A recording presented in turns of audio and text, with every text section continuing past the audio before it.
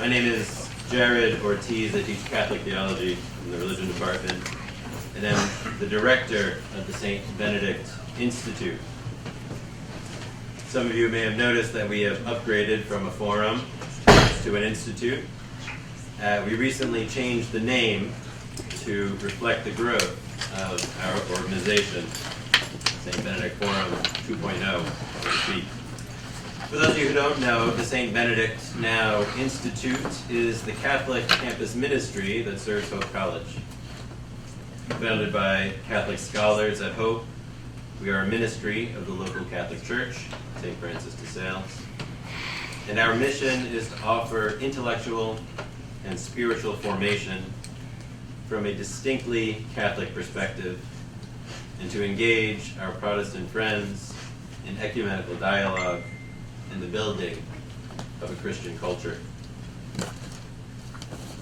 We are very pleased to bring James Matthew Wilson to Hope College today, and I'd like to thank all of our friends and co-sponsors in the religion department and the English department who made this event possible.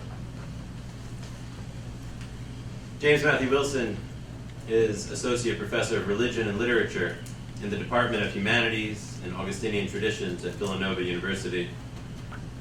A much-loved teacher who teaches the children of Hope College philosophy professors, among others. Dr. Wilson is an insightful commentator on politics and culture, a poet, and a critic of poetry. He has published 6 books, including, most recently, the major critical study, The Fortunes of Poetry in an Age of Unmaking, a collection of poems, Some Permanent Things, and a monograph, The Catholic Imagination in Modern American Poetry. And some of his books are on sale in the back, and he's very happy to sign them after the event. He has a new book coming out with Catholic University Press, The Vision of the Soul, Truth, Goodness, and Beauty in the Western Tradition. This afternoon, Dr. Wilson will speak on Art is a Jealous God, Aesthetic Autonomy, and the Claims of the Divine. Please help me welcome James Matthew Wilson.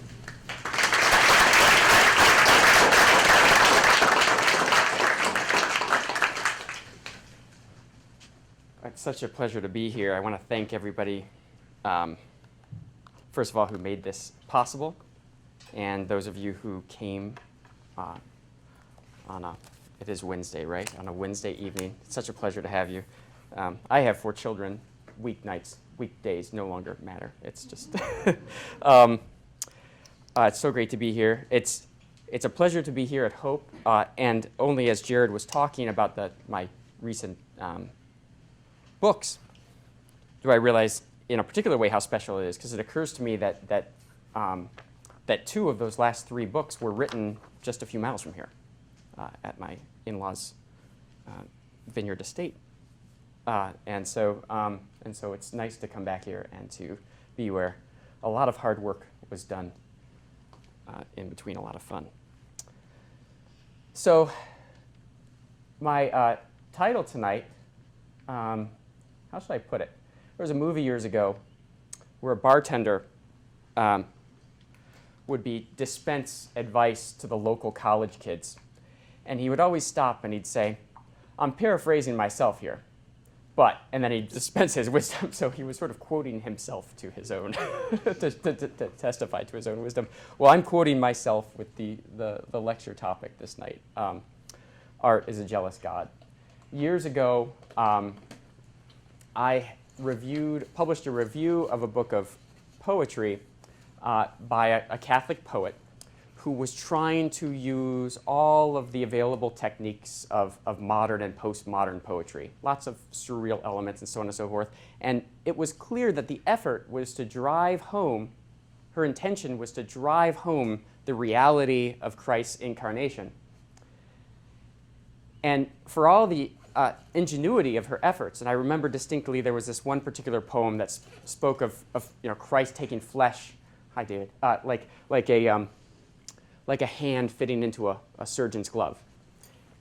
For as clever as it all was, it didn't seem quite right. It just didn't work. And the feeling I had as I went through poem after poem was that this woman was trying to worship two gods. She was trying to write a devotional poetry that manifested the reality of her faith and of her understanding of who God was. And she was trying also to draw on whatever resources she could from the available poetic conventions to make a good poem. And in every instance, it seemed that one was giving. Either one god or the other was being worthily treated, but never both.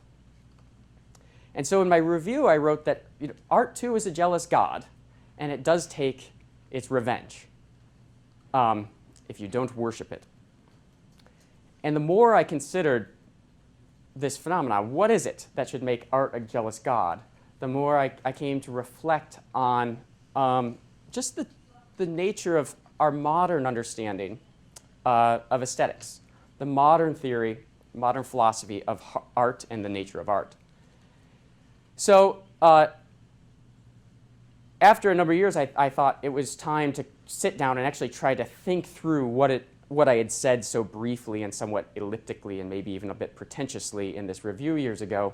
And so I went to first to Immanuel Kant's The Third Critique, which is such a cornerstone for modern aesthetic theory. And there I found something helpful. What we find in Kant is an account of the two ways in which our age, our culture, our world has been secularized. The first way, or the first mode of secularization, is the classical one, the one that you would find familiar. The idea of secularity as a thinking that pertains only to this world, that doesn't look beyond the horizon of roughly 100 years, so a siècle, and that therefore has a necessarily limited, more imminent perspective. When I thought back on this book of poems, I thought this is one way in which the book was being confronted with some difficulties. It was trying to make us think, to make real for us in this world, the infinite transcendence of God. And so one of the obstacles that this woman had to confront as a poet was figuring out how she could make appear as something of real concern to a secular culture, or a this world culture, a reality that was so present for her, but that infinitely transcended what many people consider reality. But when I turn to Kant a little more closely, I find that he's also the father of another kind of secularity, one that's been usefully explored by the French philosopher of science, what is his name? Bruno Latour. Latour, in a book called We Have Never Been Modern, argues that the modern world claims to be secular in the sense of putting everything in its own neat, quarantined area. So an example of this that just springs to mind is I remember many years ago the paleontologist, evolutionary theorist Stephen Jay Gould said that that science and religion have what is it? Non-intersecting, exclusive magisteria. Well, however foolish that statement may have been in some ways, it captures something about our secular age. That is to say, we tend to put things into their own isolated parts of the world and expect them to function smoothly and autonomously there. Politics is here, religion is there, literature's here, your private life's there, your public life's here, so on and so forth. So as I thought about that, I thought this is a pretty good clue as to the kind of jealous God that art has become in the modern world. If we were to see a work of art, for instance, deployed as propaganda, we would very likely say somehow the autonomy of that art as an artwork has been violated because it's been put to some kind of political use. And this would be a typical example of that second mode of secularity, where we want everything to stay in its little box. Art, however, is an especially jealous god, because while we like our pharmacists to be pharmacists and our politicians to be politicians, with art, when it's the little box into which it's been put, is supposed to be something distinctive. It's supposed to be that one place where our spirits, our minds, our emotions, you can choose your term, are allowed to sort of enter into a kind of free play, a kind of free contemplation. And it was when I began to work through this kind of thinking that Immanuel Kant became incredibly helpful, because he says precisely this in his treatise on aesthetic theory, the first half of his third critique, the Critique of Judgment. What Kant tells us is the following. When we encounter something beautiful, what we're calling beautiful is not something out in the world. The term we use, what we're actually describing when we call something beautiful, is the presentation of that thing to the world, to ourselves. And so what we're really describing is a particular experience we have within our subjectivity rather than a particular property of something out in the world. When we encounter something beautiful, he says, two things happen. Our mind, which normally, according to Kant, looks out to the world and seeks to determine, that is to say, to name, to project ideas or definitions onto things, our mind experiences a kind of formal intelligibility. It feels like it's moving towards truth, but that truth never gets determined. So it's, I don't really watch cable television, but I know some people used to watch the Colbert Report. They always hear about truthiness. So for Kant, art is a little bit about truthiness. It's like truth, but you don't actually get any truth. But something else happens. Art feels as if it's purposed. It feels as if it's intended to do something. But it doesn't do anything. And so a phrase that will long live in infamy, I don't know what the original German is, but Kant tells us that art is purposiveness without purpose. So if we have truthiness in art, we also have goodiness, as in it's good for nothing. And this, he says, is actually the beauty of art. It's a movement toward truth without truth, a movement toward goodness without any particular moral claim or moral injunction upon us. It falls between the two stools of truth and goodness, beauty does. Well, why would we want something that's a little bit of this, a little bit of that, or really neither of this and neither of that? Well, he tells us actually, not only do we want it, but it's probably, the encounter with beauty is probably what most fully reminds us of our humanity. When we encounter the beautiful, he tells us, our subjective faculties, our power of imagination and reason and understanding, they come into a free and harmonious play, so that by the encounter with some beautiful thing, we actually discover ourselves as spiritually free beings. Not, that is to say, mere material beings determined by Newton's physics, Kant's writing in the 18th century, but rather genuinely spiritually free beings.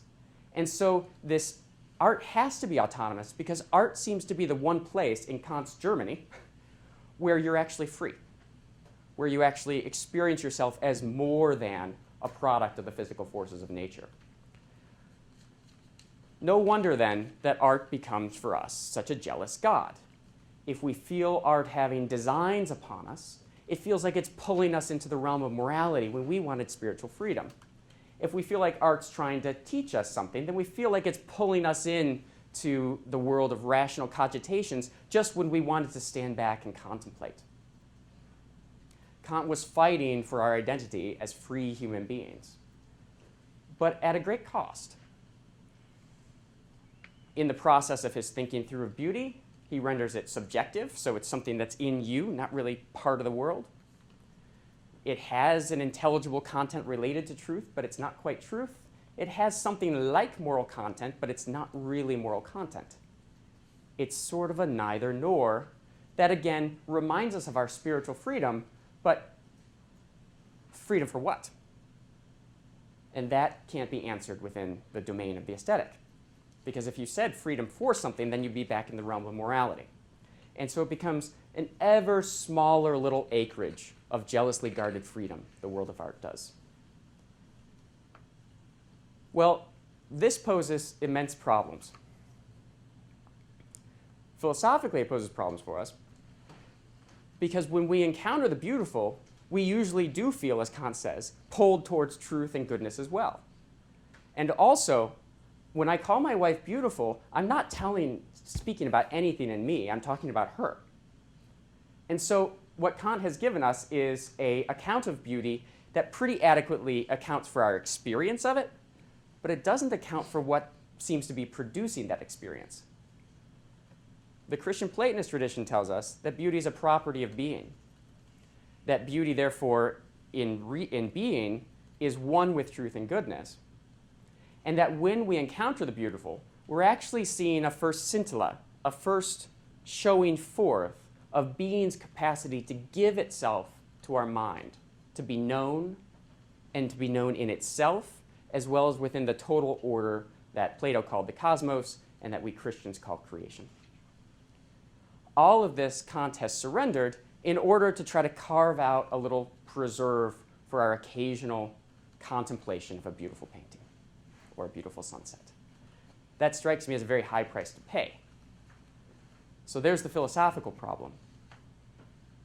But I want to spend most of my time this evening talking about the more practical problem, which is, what does this do to the artist? Where does this leave the artist who wants to make a beautiful thing, but wants to make a beautiful thing that generally reveals the world as it is? A work of art that shows forth or discloses what it means to be real, what it means to be human, and also what it means to be a creature of God. Well, let me give you two quick anecdotes from literary history just to set up the three problems I want to go through with you tonight for my own work as a practicing poet. Here's the first story. Most of you probably haven't heard of the fin de siècle English poet Lionel Johnson. His claim to fame, I'm afraid, is that he may have died falling off a bar stool. Not necessarily a bad way to go, but also not heroic. But he was also a very talented poet. And he wrote, his best-known poem is one called The Dark Angel. Now, to read this poem and to know anything about Lionel Johnson's life is to know that the Dark Angel is just what he sounds like. He's the devil. And the poem is about Johnson's inability to take joy in the genuinely beautiful because the temptations of the devil keep corrupting what should be wholly beautiful and make it, they sunder it and soil it. So he talks about music being silver in itself, but no sooner does he begin to hear silver music than it comes to burn with a sultry fire, is his language. So Johnson's poem, The Dark Angel, is a poem about the struggle with sin and temptation. Well, Johnson's contemporary and one of the greatest poets of the 20th century, W.B. Yeats, read this poem and he said, no, this is no Christian poem. The Dark Angel is the spirit of poetry, and this is a poem about the poet wrestling with his inspiration, with his muse. Now, W.B. Yeats can misread the poem any way he wants. Won't hold it against him. But I do start to get irritated when literary critics buy in. And so the Yale literary scholar Harold Bloom, in his book on Yeats, he says, Lionel Johnson's poem, as soon as you stop thinking of the Christianity about it and just think about it as about the nature of art itself, that is to say, you make it autonomous, he says, it suddenly becomes a much better poem. And the fact that Yeats couldn't read the poem the way it was intended to be written, as a Christian devotional poem, but read it as about art's own assertion as an autonomous God, that makes, says Bloom, that makes Yeats a better poet. So Yeats becomes a better poet precisely because he's the one who's read the poem in an impoverished way that actually cuts it off from the rest of reality. Let me give you one other anecdote of a similar kind. I may need to refer to my notes for this because the poem's written down. The Romantic poet Samuel Taylor Coleridge, over the course of his lifetime, became a great admirer of the 17th century Anglican divine and poet George Herbert. Coleridge writes in one of his notebooks that when he first read Herbert's book of poetry, The Church or the Temple, and when he heard about the size of the editions in which this book was being printed, he couldn't believe his eyes. 20,000 copies in 17th century England is a lot of books. In fact, it's a lot of books now. I shudder to think. And yet Coleridge thought, how can this be? Herbert's poetry is homely and humble. It's all about a poor country parson who loves God but knows that he's failing to serve him well. About a country parson who loves God and is waiting for his reward, but the reward does not come.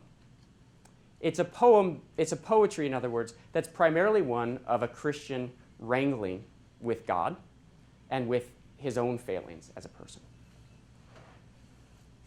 So Coleridge looked at these poems and he looked at the sales figures and it just did not compute for him because he thought, how can a poetry so consumed with the minutiae of the moral life have captured the imagination of thousands of Englishmen?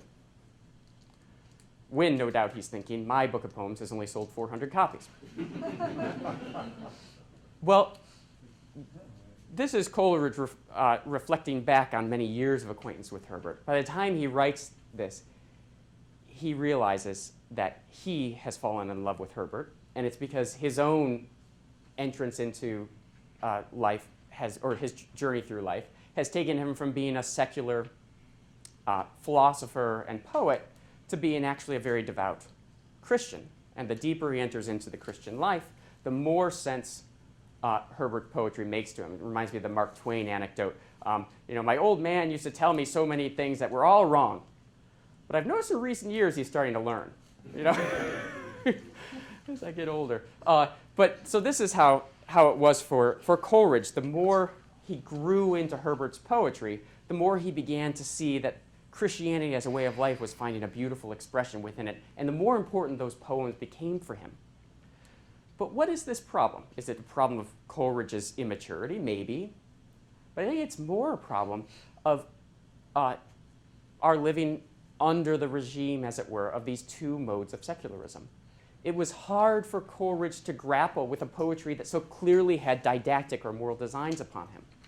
It was hard for Coleridge to grapple with a poetry that took as its starting premise the assumption that our life in this natural world is to be suffused in all ways and shapes by the supernatural grace and commands of God.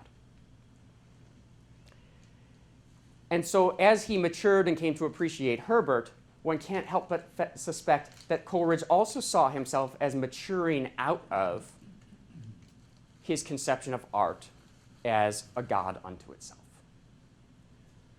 Well, when I first thought I should write a religious poem, I was more or less in the position of the young Coleridge. I just didn't feel I had any resources as to go about it. And so I looked in my mind at the books I had read, at the authors who had influenced me, and I had very few resources that could allow me, or that would help me, to represent in verse what I wanted to write about was the struggle for belief. But when I looked at examples for precedents, for conventions to draw upon, I saw the writings of James Joyce, but there I saw that the real wrangling with faith and unbelief that happens in Joyce's fictions are usually personified or voiced through the young characters, children. If you look at Joyce's first book of short stories, for instance, the most theologically powerful book or story is the first one, The Sisters, about a young boy going to see, to a wake for a priest. It's a wonderful story. I thought also of Joyce's countryman, the Nobel poet Seamus Heaney, and how his first book of poems was one called Death of a Naturalist. That's all, you might say, in scare quotes. The naturalist is young Seamus Heaney slopping about the bogs of Northern Ireland and finding frog spawn and being horrified that nature's, red in tooth and claw, as the utilitarians used to say. And so the death of a naturalist is really the disenchantment of a boy realizing that the world is not as beautiful and pretty a place as he once took it to be. These were the only resources that really leapt to mind, and I knew they weren't adequate. Because what they seem to suggest is that if you're going to write about the encounter with evil, the difference between good and evil, if you're going to write about faith and doubt, then it seems as if those things are most plausible only in the psychology of a child. That strikes me as naive because here I was thinking about these things when I was in my early 20s. But I did what I could. And so I wrote a poem. It's in 3 parts, and it's called Father Mac's Wake. And I want to read that for you now.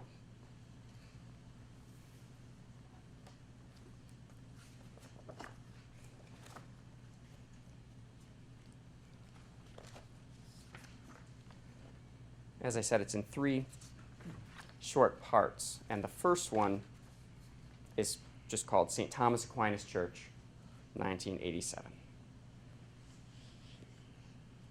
Death found him upright in his chair, eyes shut. He had retired a pair of years back, having forgotten at the altar to recite the creed, or skipped again some other part that left us staring with mouths full of prayer, for which he'd left no room. The church he built, in the brute modern style of a time when everyone knew the face of Pius XII and Paul VI was newly vilified, projected a wall of stained glass with Christ, scientist, scholar, artist, engineer, radiant in mosaic. The rising light would hit upon the cut shards, beaming inward a sanctified view of American progress upon the sanctuary. All that went on without him. It wasn't necessity or failure that weighed his death with sorrow. Just the way those things, more permanent than us, retain their meaning only in terms of what must pass. And with the loss of memory, even that passes. Open casket. I saw him sleep at the front of the church. Had someone thought to smear a greasy thumb upon his forehead, say the prayer, and give him that last sacrament before his body calmed itself down to nothing? All the years of cold baptismal dunking, children crowding toward the confessional or to communion, the blaring organ and stone font's blunt head, the dark 3-chambered box with lights installed beneath his graven name, solemnities of wedding vows, new priests' first masses after ordination. How many had he seen before him from the altar, before him in the pews? And now this one, who had seen all, seen through the darkness of the sacraments, was seen and still and silent in a box. The violence of resurrection. I saw his folded hands upon the cross, about the knuckles twined a rosary, and Scottish plaid draped over the oak box, as if to cover his cold legs. But I was 12, a little more, and had been led to church that night and told to kneel, keep hushed, when I could hardly bear to sit a minute without a sharp tug on my mother's skirt and asking, could we leave? My friends were out playing and looked on absence as defection. It was, in any case, not Sunday or a holy day, but just another day. Father Mac did not frighten me, but my father did, and his look was all it took to get my fingers knotted in reluctant prayer. So I prayed to go outside, to shed the clip-on tie, the navy slacks, the short-sleeved dress shirt that was my uniform for school and so was doubly inappropriate in this, the freest of the summer months, the longest days cut short by this long wake. The casket lay a dozen feet before me. I pressed my mouth against the humid lacquer thick on the pew, and with that stealing cowardice Augustine tells us of, I drove my bike key into the wood as if to carve and scrape insignia of my envy and impatience, my boredom, bitterness, and fresh despair. And when my parents didn't rise, and when some young priest led us in a tedious hymn, I prayed, I don't believe in God, I don't believe in you, and waited for the chance to file out into the yellow twilight and never to come in that church again. Now, in the foyer, hangs a bronze relief of Father Mac above a cross of keys. And those key stabs I made may still be scarred in the pew's aging wood, a seeming accident that only I can read in memory, signs of a last attack before defeat. So, there's a poem that stages all of this in the context of childhood, though I think it gets at a few things that are worth thinking about.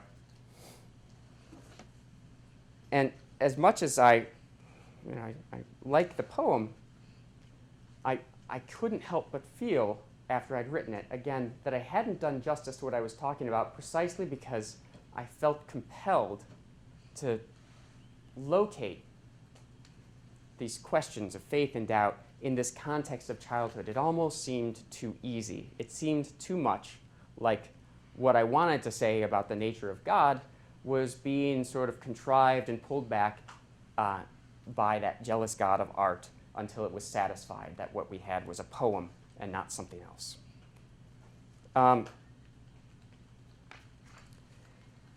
I sometimes wonder if that kind of representation really gives a poet like Herbert his due, who didn't feel compelled to locate his own moral wrestling with God in the setting of a child, but put it just where most of us would put it, which is into his own daily life.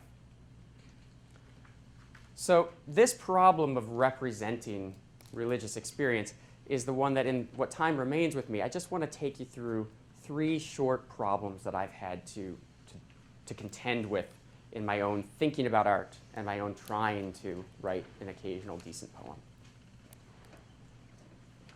What I'm going to do is stage these 3 problems by just briefly quoting from writers who have influenced me, and then sharing with you a little bit about how I work through the problems that their quotations suggest.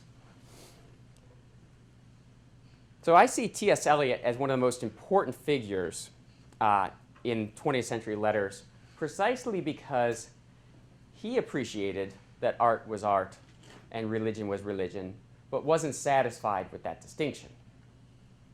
He wanted to find a new way to write with aesthetic integrity that nonetheless showed itself explicitly and implicitly, I suppose, as open to the divine.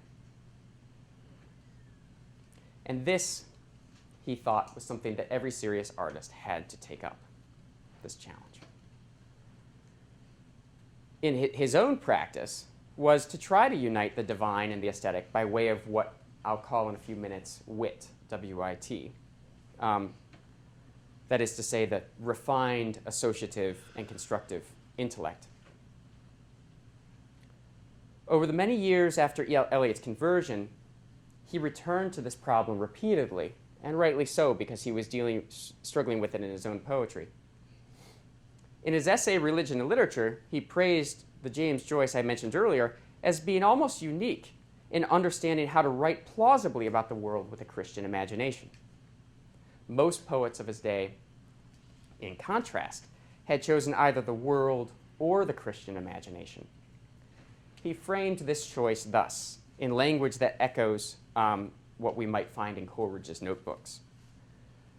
Most educated readers are accustomed to judging, Eliot says, that the religious poet is not a poet who is treating of the whole subject matter of poetry in a religious spirit, but a poet who's dealing with only a confined part of this subject matter, who's leaving out what men consider their major passions, and thereby confessing his ignorance of them. The religious poet may be a poet, but that extra aesthetic interest, in Kant's terms, of making devotion, something moral, articulate, renders the aesthetic form secondary. This in turn leads us to greet the materials of that poetry, suggests Eliot, as in some sense naive. The extra aesthetic can only be admitted if we're willing to concede that it's also the sub-aesthetic. Now, this sometimes strikes me when I read a religious poem or sing a contemporary hymn. The language seems at a remove from real life, as if we had to forget about some portion of what we had lived or known in order to create a preserve where devotion can be expressed in an unqualified voice. Devotional poetry appears as a safe little world apart, rather than as a fullness of expression regarding the most important realities we may know, and which should inform the most quotidian details of our lives and make them intelligible to us. It was this problem, just this one, as Eliot phrased it, that I now know I was wrestling with when I was trying to articulate this problem of art as a jealous God years ago. Well, I take some consolation that it took T.S. Eliot a long time to figure out how to address the matter. In the first poems he wrote after his conversion to Christianity, the Ariel poems, Journey of the Magi being the best known of them, he's able to give his poetic scenario, his poem a scenario of Christian epiphany. But his mind, he's only able to do it when he stages this encounter of the Magi with the infant Christ in a context of tragedy. It's a very sad poem, Journey of the Magi. Intellectual belief is attained with fatalistic certitude and only at the concession of a pathos of feeling. When I thought it was time to write a devotional poem, I didn't have the guts to try an original one the way Eliot did, so I fell back on an age-old recommendation of the poet Ezra Pound, which said if you don't think you can write a good poem on your own, translate somebody else's. So I decided to translate one by the French poet Raïssa Maritain, the wife of the great French philosopher Jacques Maritain. Her sensibility also conceived, like Eliot's, of religious conversion as having tragic elements within it. And yet it's able to express a genuine devotion that Eliot's poetry seldom does. So here is a poem of hers called De Profundis, which I translated some years ago. God, oh my God, the space between us I cannot endure.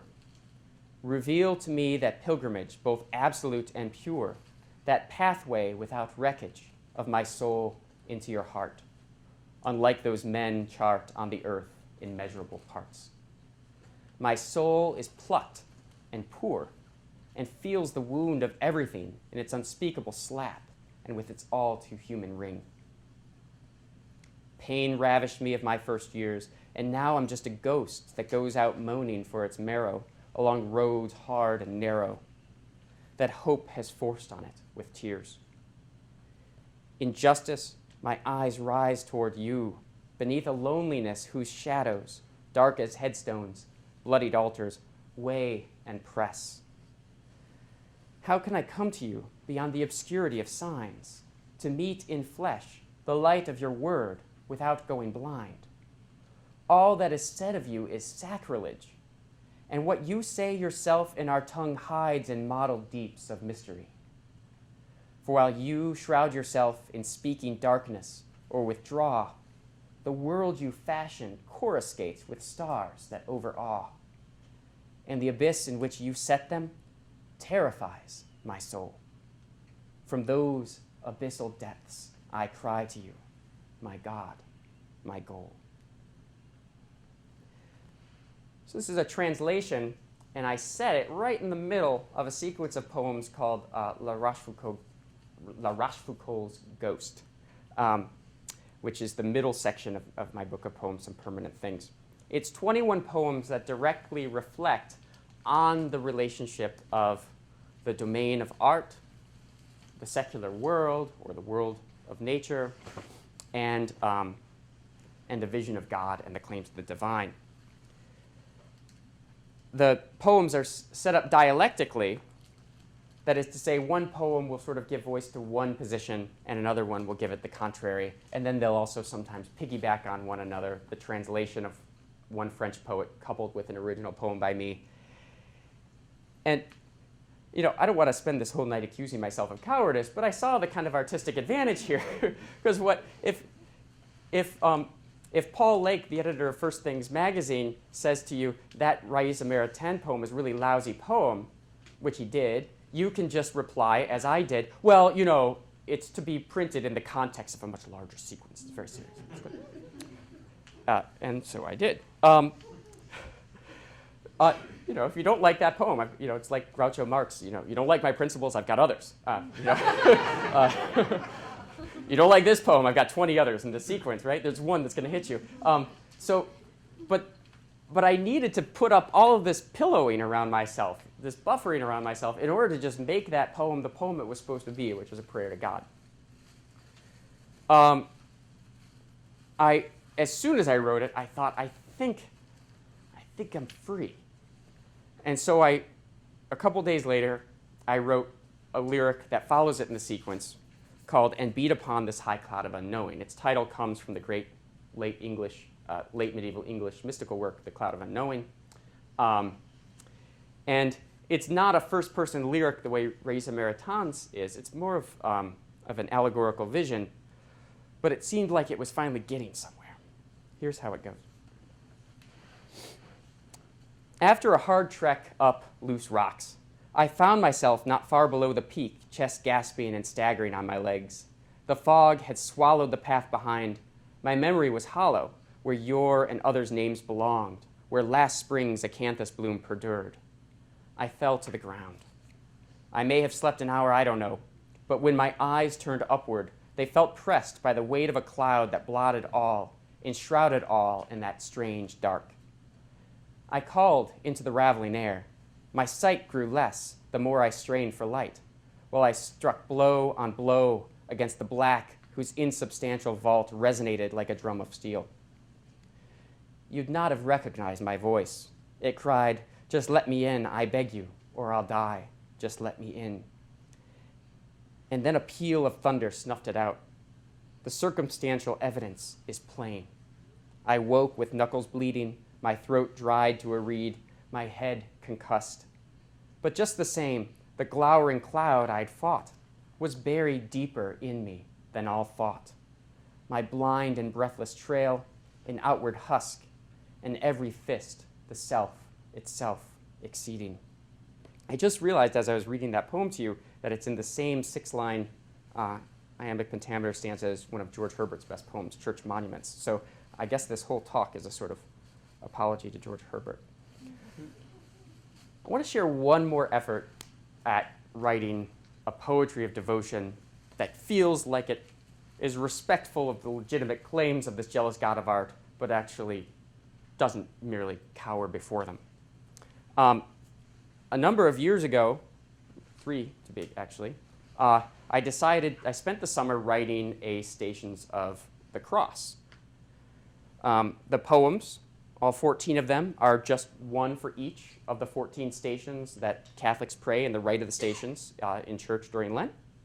And they're in the same stanzaic form as the medieval Latin, or late antique Latin poem Stabat Mater.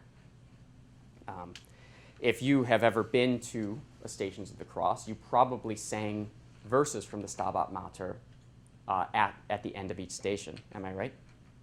Right. So this is how it would go. Stabat Mater dolorosa, justa cruciam lacrimosa, dom pendebat filius. So we would do that at the end of each station. Then the altar boys would move the cross forward one, and we'd do our next prayer. That's how the Stations of the Cross works. So I did 14 poems in that stanza. I'm not going to sing them all for you now. I just want to share one with you. It was the first one to be published, actually, in First Things magazine. So, same guy who didn't like the race of Marathon too much. It's the 11th station. Jesus is nailed to the cross. For boys who pull the wings off beetles or prick their sisters' backs with needles, they spread his hand to take the nail. For we who meet in dark motels to clasp a stranger to ourselves, his palm split as they drove the nail. You, the one who frisked through her purse when she stepped out to find the nurse, for you they placed a second nail. While I got drunk this afternoon, a child's skull was torn from the womb, its cries rung in the hammered nail. This whole world is a mound of skulls. We like it so, lest days grow dull. Watch them brace his feet for the nail. For us who keep our kitchens clean, who'd never have ourselves thought mean, we had them drive the final nail and set him hanging, his fist bleeding, while we went shopping, cruising, feeding, and in his shadow pared our nails.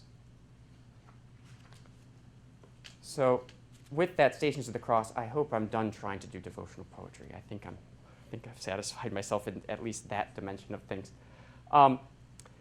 The next problem I want to mention, I'll have to treat a little bit more briefly, and it's on the difficulty of representing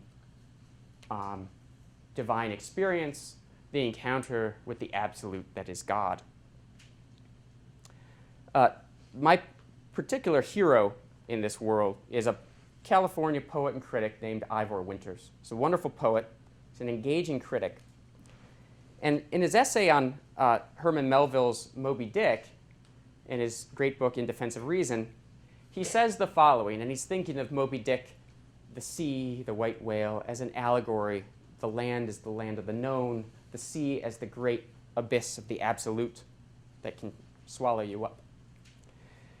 Winters writes, "The relationship of man to the known and the half-known is not a simple and static one.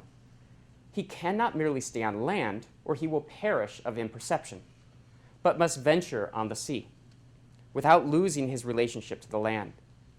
We have, in brief, the relationship of principle to perception, or in other words, the problem of judgment." As Winters puts it here, a poetry that merely explores the terrain that we all already have so much in common that it's hardly worth talking about would be predictably dull. It would lack in perception regarding what is most final and important in human life. But it's also possible for poetry to become merely obscure, not so much to seem naive the way Coleridge found Herbert at first, but to take as its subject aspects of reality that are entirely private and finally incommunicable, a lapse into what Winters and the philosopher George Santayana would condemn as a kind of monistic mysticism, unsuitable for poetic representation. Earlier in the same volume from which I just quoted, Winters offers something like a solution to this problem of the obvious and the obscure.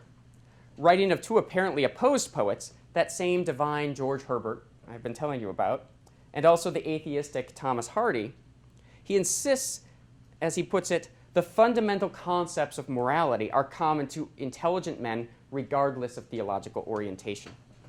He then establishes a limit to representation by insisting that the absolute, by which he means God, is in its nature inscrutable except as stimulus to moral speculation. We can assume most of the moral concerns of the Catholic or Christian writers such as Herbert will be shared by others, presuming they are intelligent, says Winters, in apparent contradiction of some of Coleridge's worries. But if you turn to a poem I just mentioned, Herbert's great poem, Church Monuments, which was by far Ivor Winters' favorite, you'll see that Winters kind of had a point. The reckoning with mortality and death is a universal among the intelligent, because with taxes it is certain. Herbert's poem presumes the flesh will die, and that the soul must contemplate that loss in preparation for death and judgment. It leaves most of what lies beyond that judgment inscrutable, for within the poem anyhow, it's precisely death that's largely the undiscovered country, and even for the Christian we would acknowledge that, and it causes us all to share, therefore, in the fact of our mortality as a subject worthy of meditation by every person, not just the one who has a particular theological vision of its significance. Now, Winters was no Christian, though he was a great admirer of the theologian Thomas Aquinas, and a follower of his of sorts. But his poems do, remarkably, closely resemble George Herbert's poems and those of Herbert's opposite, as it were, Thomas Hardy. They share a kind of common moral terrain, so Winters must have been right about this, that there's some way that you can write about what is of absolute and immediate concern to the Christian that will also, if justly represented and phrased, be of immediate and complete concern to the non-Christian as well. He even celebrates the poetry of Emily Dickinson's, because many of Dickinson's superficially most silly, but down deep most profound poems are sort of stagings of the afterlife. Many of you will know this poem from elementary school or high school, "Because I could not stop for death, he kindly stopped for me." Right? And young Miss Dickinson gets into the carriage with death and rides off with two horses toward eternity. Winters loved this poem. Did he think he could have accused her, I guess we might say, of being silly, because here she is fantasizing about what the experience of death looks like in a way that she couldn't actually know. But as far as Winters was concerned, that kind of speculative play that she was doing there was absolutely essential, because we have to grapple with death. And if we don't have a literal knowledge of it, then we could do worse than imagine it as, death with a horse and four, or carriage and four, right? So what Winters suggests is, on the one hand, the poet has a certain responsibility to make what he writes intelligible to everyone who might possibly read the poem. On the other hand, it's still possible, having made that concession to people who only may, as it were, share your aesthetic concerns, it's still possible to enter into the deep mystery of the absolute, of the divine. Now, in that same sequence of poems, La Rochefoucauld's Ghost, at one point, because it's such a little dialectical sequence, at one point I sort of descend into a series of witty, very humanistic poems in that sort of secular sense, as in trying to have good moral sense without too much concern for the absolute.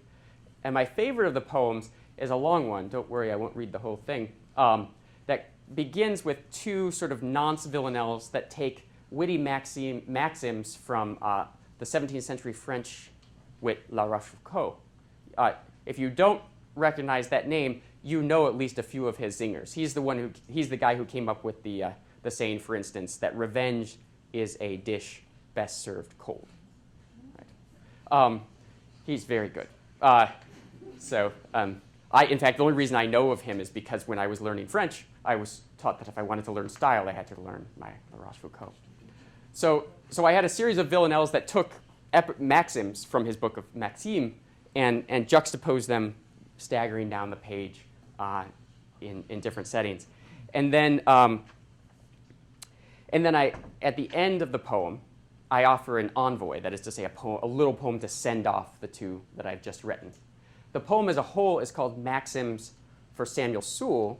Some of you will recognize that name. Samuel Sewell was one of the ministers and judges in the Salem witch trials, and he was also the first one to reach the conclusion that they had erred and confessed his wrong.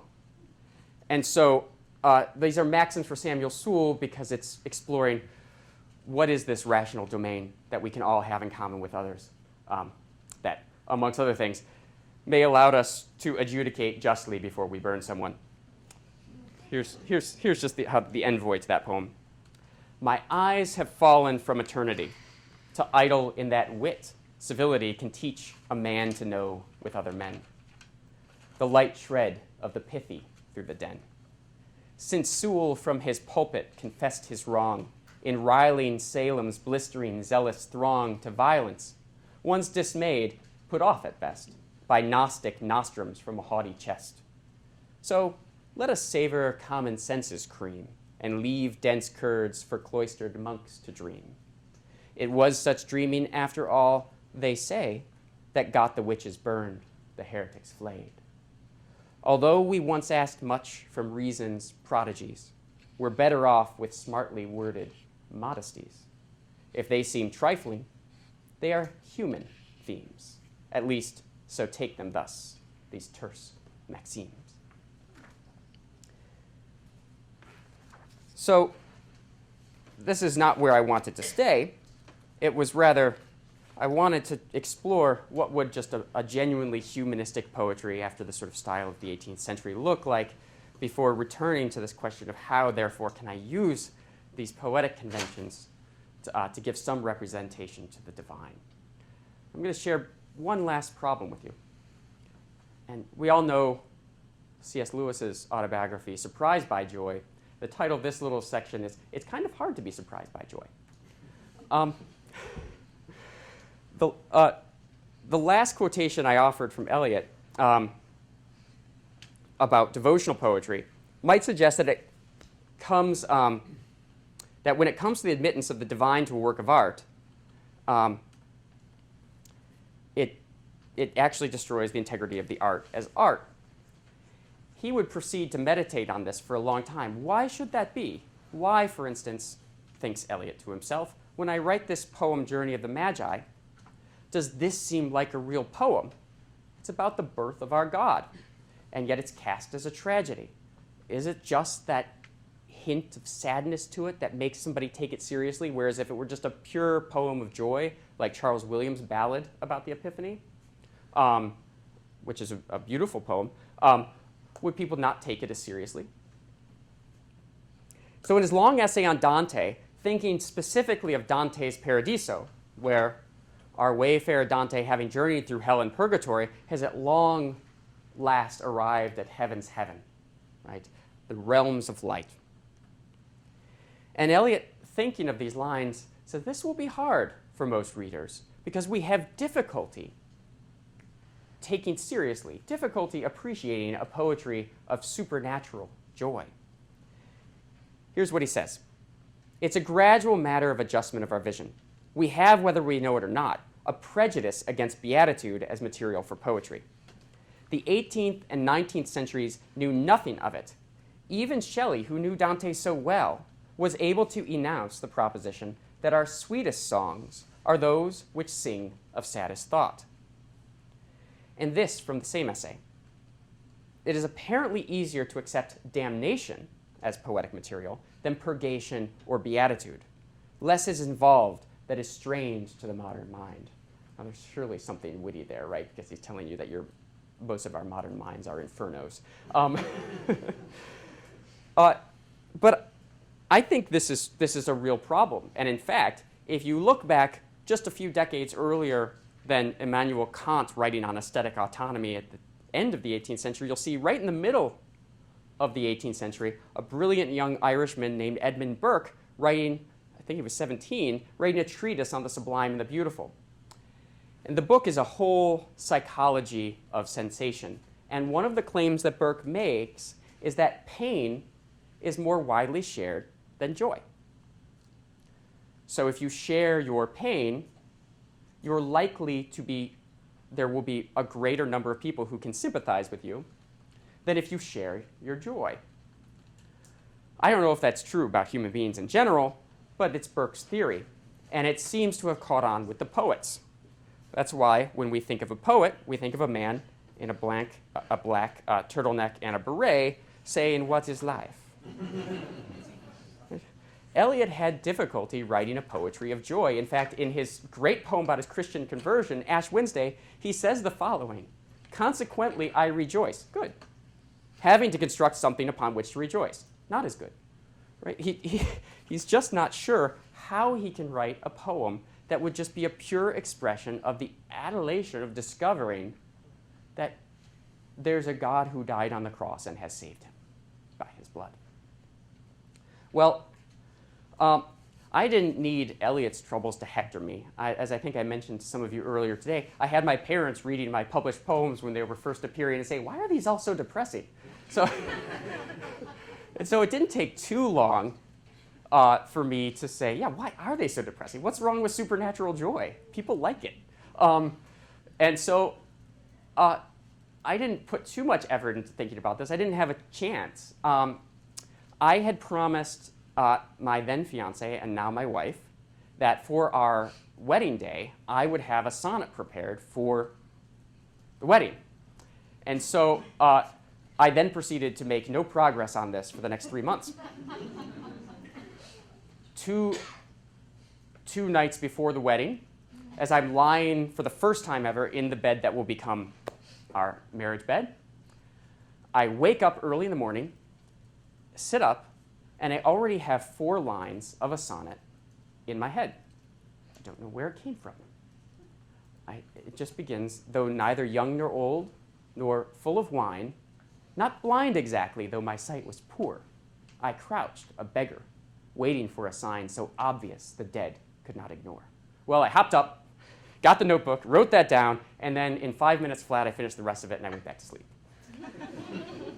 A flaneur, so much as is possible, in a despoiled city such as this. Amid the listless crowd, I casually strolled, searching for a stare not quite purposeless. A bibliographic recluse in his room, I mused, what word could make me close my book? Some old West drunk, passed out by the spittoon. What patient face could cure me with a look? Then you came, sign, stare, cure, and word, and brought a new life where none was, but one was sought. So that was off to the printer just in time. And I think it's a poem of unambiguous joy. I mean, we're all Old West drunks at some point. And we do get woken up, and it's good if we can be woken up by Hillary Brianna Wilson.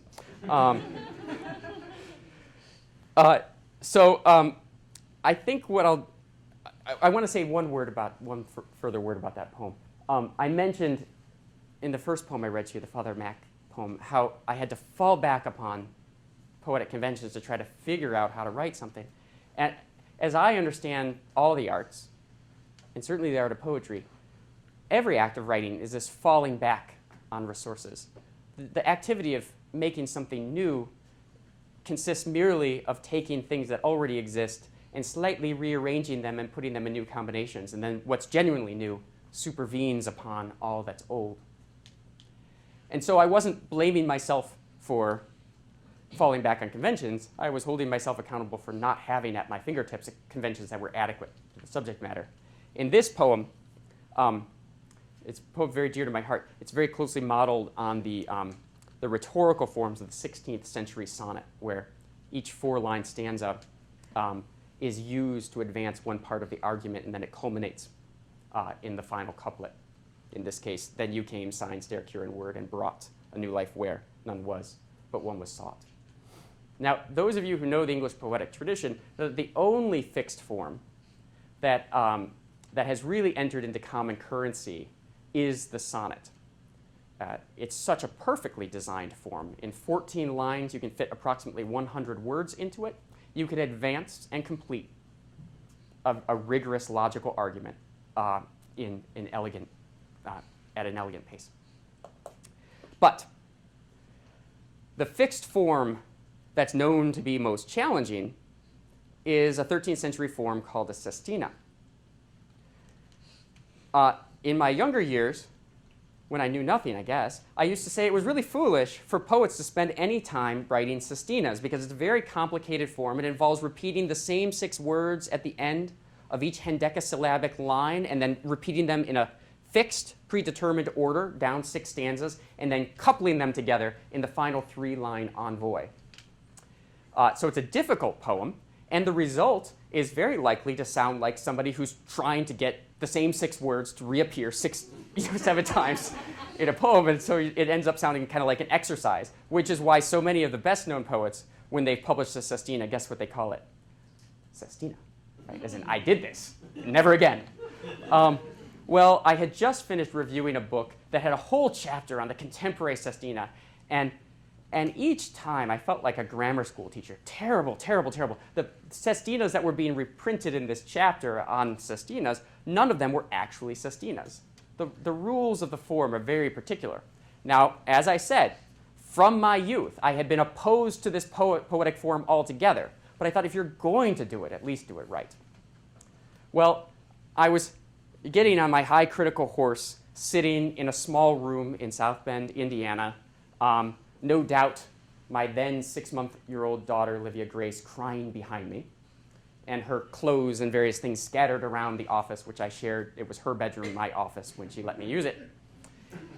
And I said, I'm going to do a sestina correctly. I'm going to respect all of the Italian conventions, including the hendecasyllabic line, so that each line ends with a falling rhythm, because that's just how Italy is, right? It always ends with a fall.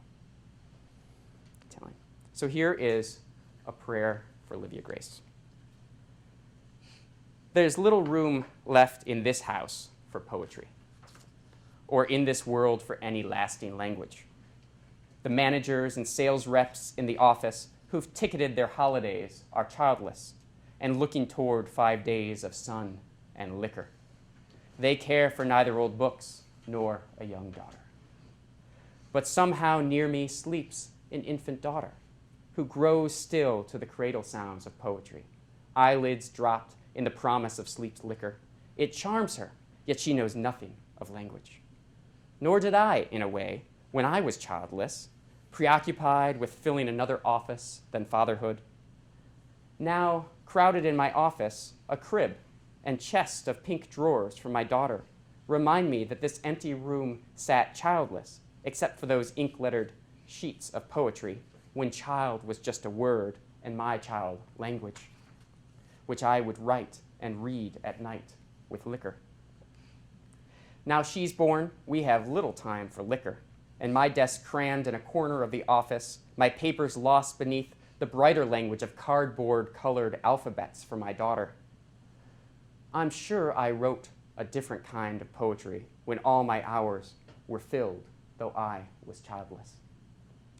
The TV news shows that, because they're childless, exercise, and shun cigarettes and liquor, modern consumers live a life of poetry, controlled and self-absorbed as fits the office of sonnets or sestinas, their only daughter an iPod or such ephemeral techno language.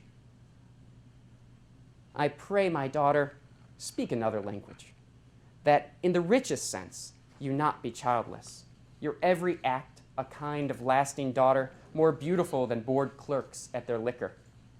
Though they find no room for it at the office, may you crowd your small corridors with poetry. My daughter's teething needs her gums rubbed with liquor, which stops my language, calls me from my office. I go. May I have more of this child, less poetry. Well, you've had a great deal of me already this evening, and I don't want to impose upon your time. I've shared with you these 3 problems, and I hope they've been a little bit illuminating about the challenges that confront you when trying to deal with that jealous god of art, and I hope you've enjoyed yourselves. Thanks for your time.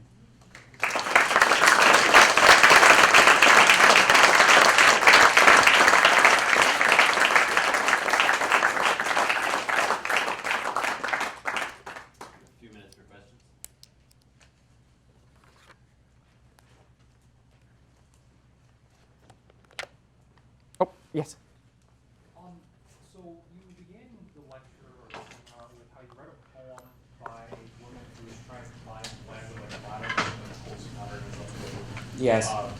Catholic understanding.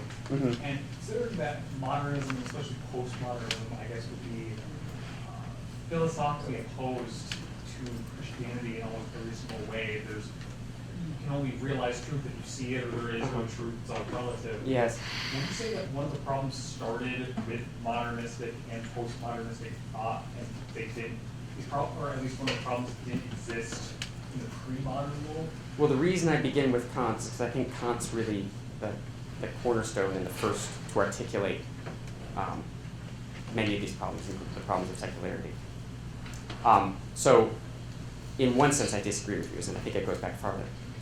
But if you want to stick around for the 2-hour version of this, I've got a whole historical narrative on how aesthetic theory develops after Kant. And I think you're quite right that in the early 20th century modernism is a very diverse or a very various phenomenon.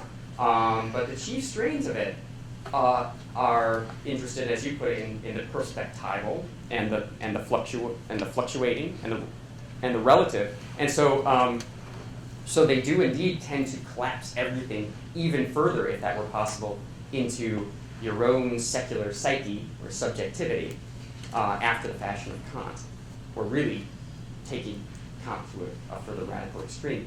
But I think, I mentioned Eliot so often in the talk, I think within the development of aesthetic theories out of Kant, there is a strain that's quite beautiful and quite promising that I call the ontological strain. And it's those who accept some of the premises that art is its own thing, it's not something else. It's not fully, we haven't understood what it means for a poem to be Virgil's Aeneid, for instance, to be Virgil's Aeneid when we say, oh, it's propaganda for the Roman Empire. So there's something about the beautiful work that because of its beauty, it transcends most of the definitions we try to put upon it.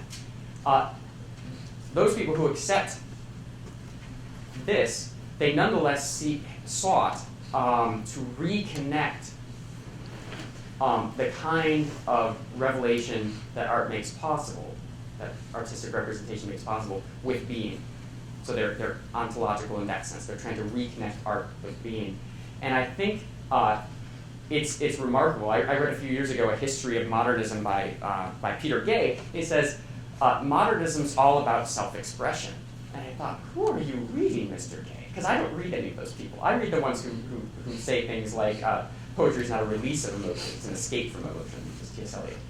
So I don't know who he's talking about. Well, I mean, I do, but they're not the modernists who most interest me. But there's a strong and I think and indeed to be recommended strain of modernist thought, including Eliot, Ivor Winters, Alan Tate, other modernist poets and literary critics, who seek to broaden the nature of the aesthetic realm such that it can reattain the classical vision of beauty as a property of being. But they're a minority within the larger phenomenon, I agree. Yes? Yes?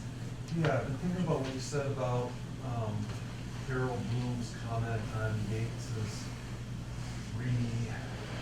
setting of Lionel Johnson's poem, Archangel. And it seems like when he says it's a better poem, there's something going on that when you read it as a metaphor or some sort of, I don't know, cognitive, it becomes more, maybe it does become more intellectually interesting in a certain sense. The aspect of metaphor changes. And so I'm thinking about, secular poets have all of the resources of religious imagery and tradition to draw on as metaphor for other things, but it's different for the believing poet in the sense because it could use its tradition as metaphor, but it's not the same sort of thing. You know what I'm saying? I do. I mean, there are two powerful things there. One is that maybe I finally disagree with Bloom on that judgment. But certainly instinctively, I'm sure when I first read this line, I said, yeah, that makes sense. There is, this is, which launched 1,000 ships, that is the meditations I'm sharing with you tonight, that for all of the reasons that I just explained that I think Kant is wrong, he's pointing out that there is something like autonomy in the work of fine art. And these ontologists that I was just telling you about, I think they actually give us resources to take what may be true in what Kant says and reinsert it into a more authentic tradition of thinking about the nature of beauty. And what we would say then is that art's not autonomous, but that like all being, it has an integrity to itself. And every element of an ingenious technique in a work of art tends to remind us that this is some new thing that's come into the world, and that it's asserting its own existence and revealing its connection and the intelligibility of all existence through itself.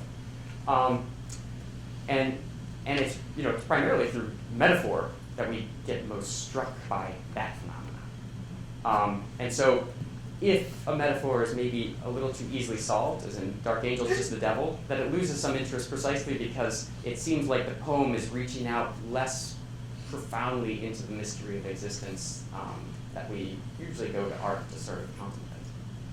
Does that make sense? Yeah. Just a little thing. Well, you've spoken a lot of the old British tradition of dealing with modernism, postmodernism, from Eliot. Throw it out a little more Eastern. What do you think of Judge Bookme was in his Catholic approach to mysticism and that rebuttal of postmodernism? Do you feel that that's a surrender, if you will, back into postmodernism, both in terms of his stylistic form and in his subject matter and his almost pantheistic prose? I'm undecided. My sense has long been that he's actually the way forward. Okay. And I think I'll leave it at that, just because I got to hear him read shortly before his death. And then soon thereafter, his essay on poetry was published for the first time in English. It was a marvelous poem, and I just thought, this is what poetry should be doing. It was a real revelation for me. I was invited to give a lecture on English a couple of years ago, and I said no because I didn't have time to think hard enough about it to do it. And I'm waiting for that invitation to come again so I can actually have time to do it. Maybe start a university or something like that. But, please, yes.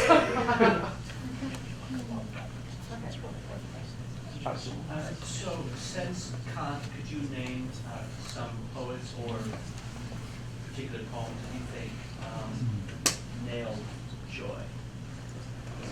Nailed joy, right? Dante's pretty medieval, and even for Dante, they come easy. You mean that figuratively?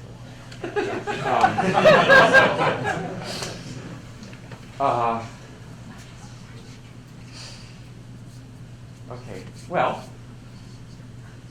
just to get myself started, and this is such an easy answer that doesn't deserve your serious attention, but of course, Gerard Mann, right? The world is charged with the grandeur of God. It's out like for sorry, I can recite the whole poem for you if you want it. I don't do it now. But yeah, Hopkins is a very obvious instance. In fact, the thing is, Hopkins' reputation has become overburdened because he's such an obvious case of the poetry of joy. I will offer another easy answer for me personally, because this poet's been so influential, is the now 90-year-old poet, Helen Pinkerton Trimpe, whose collected poems was just published. And a handful of her poems, and she didn't write that much, but in a handful of her poems, I think, especially in a poem called Celebration, she achieves almost everything I think possible to do in a short poem. It's a brilliant metaphysical lyric that makes us conscious of existence itself as a gift from the divine, and it's a poem occasioned by a baptism, so it's a real celebration of the new coming into being, of the new life. 2 is not very good. I can do better, but let me stop for now. Let me think.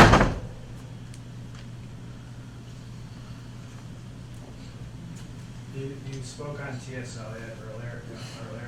Do you think, in any ways, does his struggle with, does his struggle with like religion and poetry, does it kind of culminate, or how does it get resolved in, say, like the 4 quartets? Well, so 4 quartets. What a wonderful question! I'm writing a book on this. The book I'm writing is called 4 Quartets in the Christian Platonist Tradition. And the argument of the book is not the usual scholarly monograph to say, let me show the Christian Platonic origins of this poem. It's rather to say that this poem constitutes a new entry in the long contemplative tradition that I would include, begins with the dialogues of Plato, but includes Richard of St. Victor, St. John of the Cross, other medieval mystics, St. Augustine, and so on and so forth. And so that 4 Quartets is more than a work of art. it's also an entrance into the spiritual tradition. So the short answer is that this poem resolves it by Eliot making a brilliantly conceived poem that's also a genuinely profound meditation of philosophical theology and spirituality. The longer answer is only slightly longer, is this. After that, he stops writing poetry. Right? And what does he do? He begins writing verse plays, verse drama. I mean, he's already started by the time he starts for four quartets. But that's where he continues. And the reason he felt so drawn to the drama is actually his deep-seated desire to overcome this idea of Kantian autonomy. He saw verse drama as essentially a didactic art form because it's performed before a community intended to represent that community's beliefs and also to challenge that community's beliefs to be more in conformity to the law of God, or with the law of God. And so he saw verse drama as being a work of art, but also as unapologetically violating so many of the acts of secularity that he saw modern poetry suffering from. Yes? So I come here as sort of not really well-versed in the world of art and poetry. So part of what you talked about that struck out to me was the difference in how secular art and poetry seems to kind of be art for the sake of being criticized by other artists, whereas more divine-inspired poetry is more as poetry as devotion is more likely to be read by a layperson who doesn't understand all the fine mechanics and just wants to a beautiful way to worship God. And I think that is a big influence. I just wanted to hear more your thoughts. I'm going to be a tiny bit redundant on this last question because T.S. Eliot's yet again such a wonderful reminder or provides such wonderful grist for meditation on this. Everyone who's read T.S. Eliot's The Wasteland knows that T.S. Eliot wrote difficult poetry. And indeed, so difficult that it may be the last poem any person ever reads. A number of years ago, I went to speak at a small Christian college right outside Washington, D.C. called Patrick Henry College. And I had been invited to give a lecture on T.S. Eliot. And I thought, why do a bunch of students want to hear from me about T.S. Eliot? Well, I show up, and it turns out they've all memorized T.S. Eliot's choruses from The Rock, which are not Eliot's greatest poems, though they're quite wonderful.